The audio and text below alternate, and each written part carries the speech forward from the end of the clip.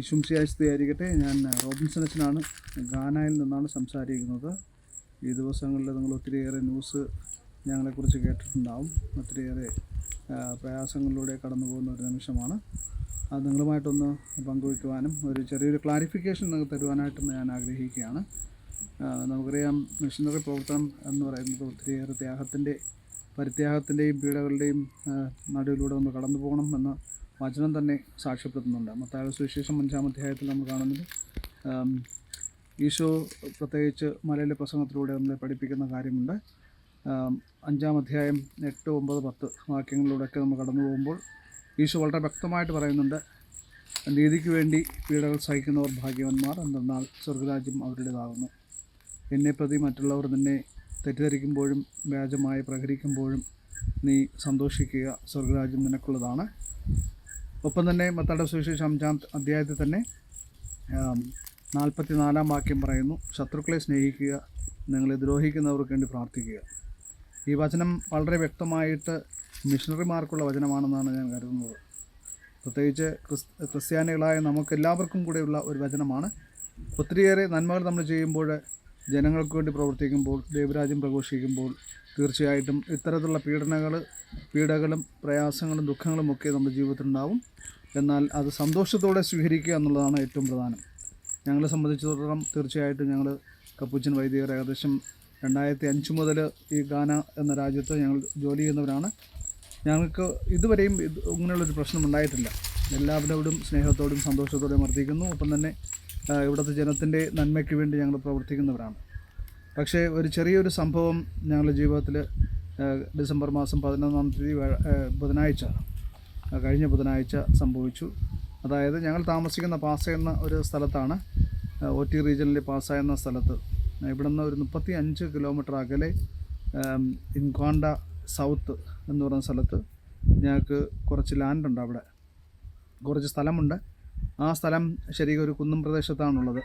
അവിടെ നമ്മളൊരു formation house, അതായത് ഭാവിയിലെ വൈദികരെ വാർത്തെടുക്കുവാനായിട്ടുള്ള ഒരു കേന്ദ്രമായിട്ട്, ഒരു ആശ്രമമായിട്ട് ഞങ്ങൾക്ക് അതിനെ രൂപപ്പെടുത്തിയെടുക്കണം. അതിനുവേണ്ടി ഒരു ബിൽഡിംഗ് കിട്ടുന്നതിന് വേണ്ടി ഞങ്ങൾ ആഗ്രഹിച്ചു. ചെറിയൊരു പ്രോജക്റ്റ് വന്നപ്പോൾ അതിനുവേണ്ടിയാണ് ഞങ്ങൾ പരിശ്രമിച്ചത്.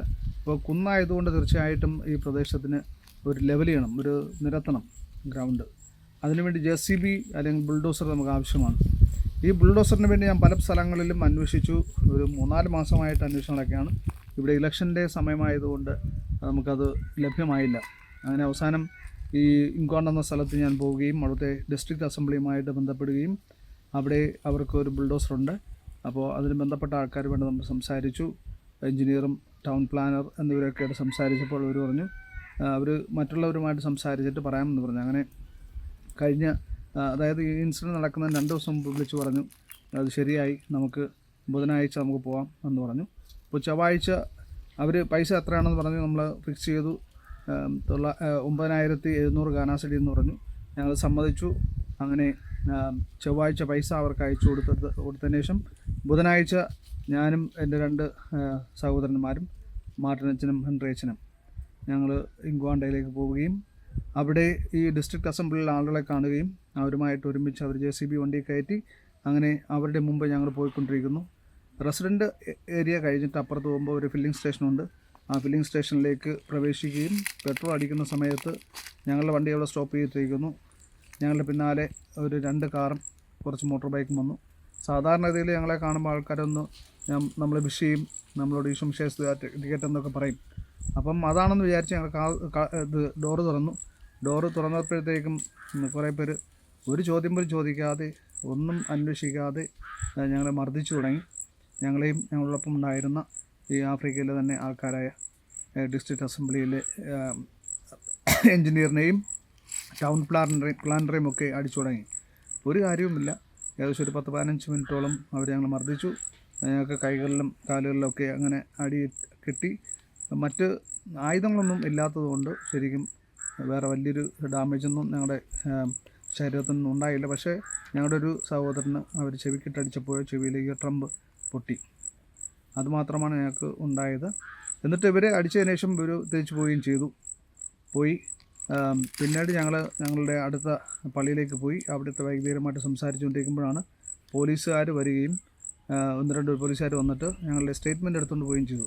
പക്ഷേ ഇത് പറയാൻ കാരണമെന്ന് പറയുന്നത് നമ്മളുടെ പല വാർത്തകളും മലയാളത്തിൽ വന്ന പല വാർത്തകളിലും കൊടുത്തിരിക്കുന്ന സംഭവം ചിലർ പറഞ്ഞത് ഞങ്ങൾ മോഷ്ടിച്ചു പോയിട്ട് എന്ന് പറഞ്ഞു, മറ്റുള്ളവർ പറഞ്ഞു അവിടെയുള്ള ജനാവലി എല്ലാവരും തന്നെ ഞങ്ങളെ വന്ന് അടിക്കാമെന്നു എന്ന് പറഞ്ഞു, ചിലർ പറഞ്ഞു ഞങ്ങളെ പോലീസ് കസ്റ്റഡിയിലായിരുന്നു എന്നൊക്കെ പറഞ്ഞിട്ടുണ്ട്. അതൊന്നുമല്ല, അന്ന് അങ്ങനെയുള്ള കാര്യങ്ങളൊന്നും സംഭവിച്ചിട്ടില്ല. ഇങ്ങനെ നമ്മളറിയാത്ത കുറച്ച് ഒരു 10-12 പേര് വന്നിട്ടാണ് ഇത് ചെയ്തത്. ഞങ്ങളെ അവർക്കറിയില്ല, അവരെ ഞങ്ങൾക്ക് അറിയില്ല, അവരാണ് വന്ന് ചെയ്തത്. പിന്നെ ഒപ്പം തന്നെ പോലീസുകാർ ഞങ്ങളെ വന്ന് അറസ്റ്റൊന്നും ചെയ്തിട്ടില്ല. പോലീസുകാർ പിന്നെ ഞങ്ങളുടെ അടുത്ത് വന്നിട്ട് സ്റ്റേറ്റ്മെൻറ്റ് മാത്രം വാങ്ങിച്ചിട്ട് പോവുക മാത്രമാണ് ചെയ്തത്. അതാണ് അതിൻ്റെ അകത്ത് നടന്നത്. പലരും പല രീതിയിൽ അതിനെ വളച്ചൊടിക്കുന്നുണ്ട്. പക്ഷേ ഇവിടുത്തെ ജനങ്ങളെല്ലാവരും നല്ല തന്നെയാണെന്നാണ് ഞാൻ പറയുന്നത്. ഇപ്പോഴും ഒത്തിരിയേറെ പേര് നല്ലവരാണ്. നമ്മളെല്ലാവരുടെയും സമൂഹത്തിലുള്ളതുപോലെ സാമൂഹിക രോഗികളായിട്ടുള്ള കുറച്ച് പേരുണ്ടാവും. അവർ ചെയ്ത നിജമായിട്ടുള്ളൊരു പ്രശ്നമാണിത്. അതുകൊണ്ട് നിങ്ങളെല്ലാവരും ഞങ്ങൾക്ക് വേണ്ടി പ്രാർത്ഥിക്കണം. ഒപ്പം തന്നെ ഞങ്ങളുടെ മിഷൻ പ്രവർത്തനം ഇവിടെ കൊണ്ട് അവസാനിക്കില്ല. കാരണം ഞങ്ങൾ വീണ്ടും ശക്തമായിട്ട് തന്നെ മുന്നോട്ട് പോകും.